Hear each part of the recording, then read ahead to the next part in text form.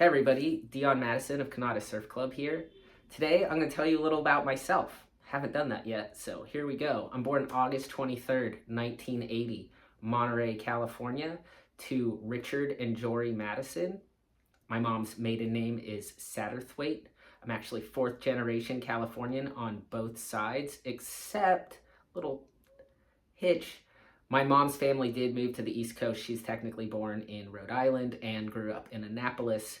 So I've been bi-coastal most of my life. I currently reside in Rockaway Beach, New York. I moved to New York in 2009 to pursue a graduate degree in philosophy.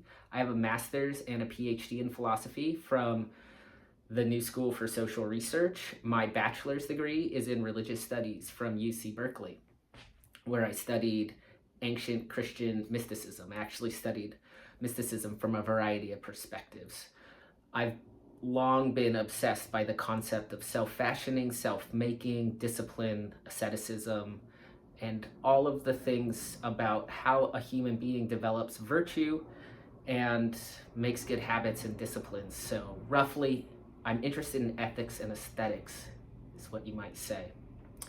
I got the word conatus from the philosophy of Benedict or Baruch Spinoza. This is not a picture of Spinoza, but this is his most famous work, the Ethics. And the conatus is just that force of being that desires to persevere in its own being. That's a mouthful. I will go on to explain that in other places. It's not a particularly anthropomorphic force, except for the fact that we are the kinds of creatures with language that name forces at all whatsoever. So anything nameable in the languages that we speak is particularly anthropological or human, because we're the kinds of creatures with the kinds of language that we have, okay? So I picked the name Conatus because it has a lot to do with learning and endeavoring to see things more clearly and grow in power and potential. And also it's a weird name that nobody's ever heard and nobody can really pronounce correctly. And they're like, what the hell is that? Has nothing to do with surfing. And it was kind of my punk rock philosophical gesture that, oh, it's a conversation piece. I don't want people to have this super easy, aha, I get it moment, access to the kind of surfing and philosophy that I'm into. I want people to work a little bit harder and dig a little bit deeper. I'm not sure if that was the right way to go in retrospect. It's the way I went. I've been in business for 10 years now as Conatus Surf Club, so I don't see that really changing anytime soon. Yeah, I like the name Conatus. At the end of the day, I drew this little logo. I do like drawing. It's really cool. It's like a fun thing to do. I've always drawn little surf cartoons since I was a kid. It helps me visualize surfing. And yeah, that's just some backstory about me and the name of the surf club. So let's just talk about, like, is it a surf club? Do you have outings? That is an interesting question. I mostly engage in one-on-one coaching, and I'm moving into this realm of giving surf advice on the internet, showing breakdown videos in form and all of that kind of stuff. I'm also really into diet and fitness right now. I was vegan from 1998 to 2003, and I was the hardcore PETA kind. I got really thin and wasn't really doing it right, but some of my intuitions were correct. I was getting my undergraduate degree at that time, and I was coming from that ascetic background, religious tradition perspective on it. I stopped being vegan because I started partying, to be honest with you. It would be late at night and pizza was my undoing. And then I was omnivorous for the past 2003, almost 20 years. My family has a history of heart disease. I went to the doctor last May. My cholesterol was out of this world. So I remember my labs, because I come from a medical family. I like to get checkups.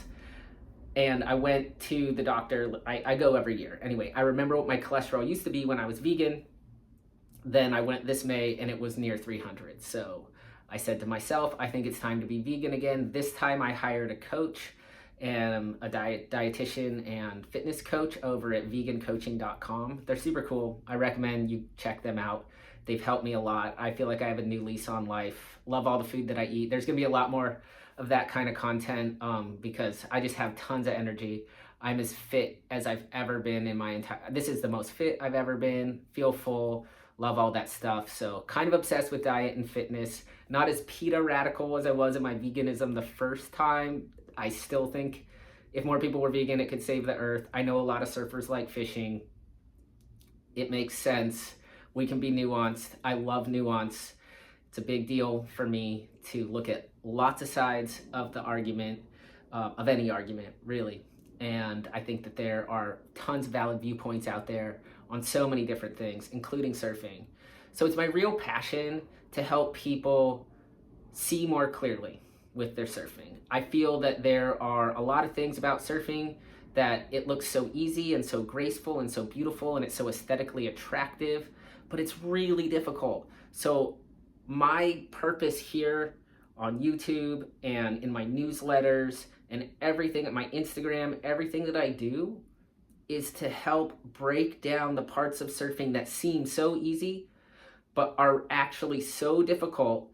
And I also privilege a few different approaches maybe than other people. So one of them is to go more slowly, to take more time, so that at the end of the day, you can progress faster. So I'm actually working on this concept right now I call temporal richness or temporal thickness, which is expanding the present moment, seeing how long the present can be. So you can be in the present, but how much better when that present moment in which you are present is expanded, right? So if you're taking a little bit more time on technique to do things correct now, it's because there's all of this future stretched out in front of you, and we're constantly moving, and you're being appropriately respectful to traditions that happened in the past.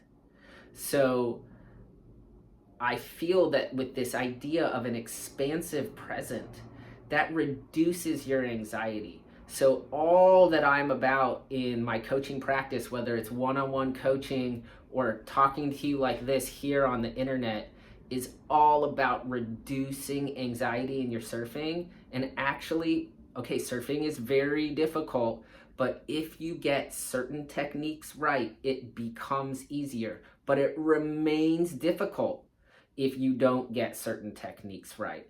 So I'm all about picking apart what those techniques are. What are those particular techniques that are actually perfectible? There are a few things in surfing that we can perfect that make the practice easier for us. And also, what are some of those hacks that some other people out there are trying to teach you that aren't going to get you anywhere?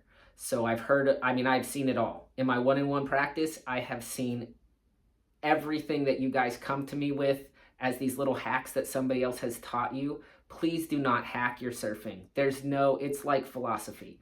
There's no hack. You have to spend time. But guess what? It is time so worthwhile.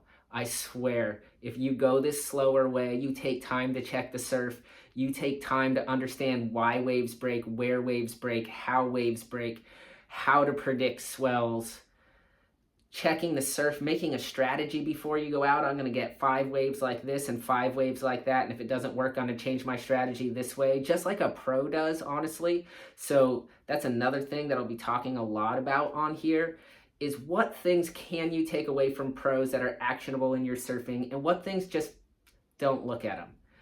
For one thing, watching pros ride shortboards is super awesome and exciting.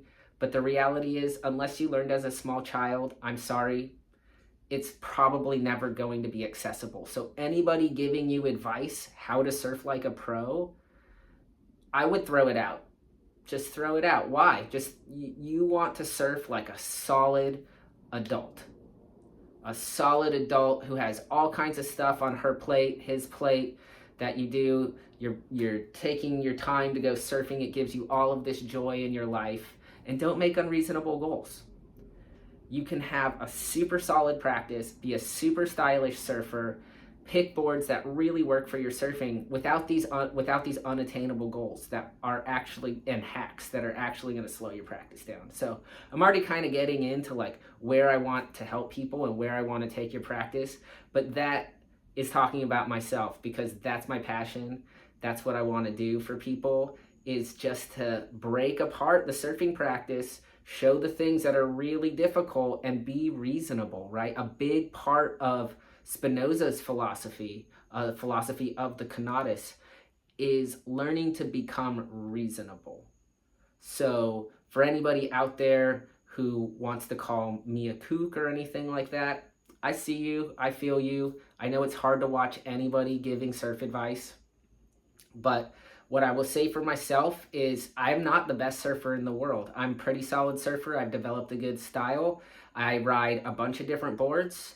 I do like shortboarding, and I don't find that my shortboarding is as relatable or as accessible as when I ride a mid-length surfboard. Of shortboard boards, I prefer fish boards for myself. I'm going to be doing a whole series on whether a fish is for you. Coming attraction is that I think a fish, especially those retro kind that are really cool looking, is a really advanced surfboard. So it's a little bit coming attraction. I think that's going to do it for right now. We're at 11 minutes. I just wanted to give an introduction to who I am, what my passion is, what drives me. I will say, yes, I still am taking on one-on-one clients. It's a little bit of a wait and a process that I'm developing right now. What I want to do is reach more people with this message. I can help you. I want to help so many people. So the best thing you can do to get help from me is to subscribe to this YouTube channel. Subscribe, like this video, comment, share with everybody. My Instagram at Conatus Surf Club. And first and foremost, go get signed up for my newsletters, www.subkit.com/Dion. Monthly, it's just $3 a month. You can cancel whenever you want. Weekly, $25, and then there's the Everything Conatus Digital at $35 a month. And there's all kinds of cool free stuff that I throw at people. You get the tip videos first. I break into philosophy and mindset stuff, like surfing in crowds, figuring out interesting things about swell direction, forecasting for your surf trips. I'm accessible through those things, and we have a really cool free community board if you join those. So you can meet surfers from all around the world and, I don't know, work out childcare, work out dog care, sell a wetsuit, trade a surf villa, all kinds of cool things that you can access on there. So that's www, I think probably https://www.subkit, subkit.com/Dion, Dion. All of that stuff, I love it. I'm also going to have a podcast in this space that I'm really excited about. Just excited to be here in this space and just put my face in front of you guys and introduce myself to you. So happy surfing, kalepa ta kala, and I'll see you next time.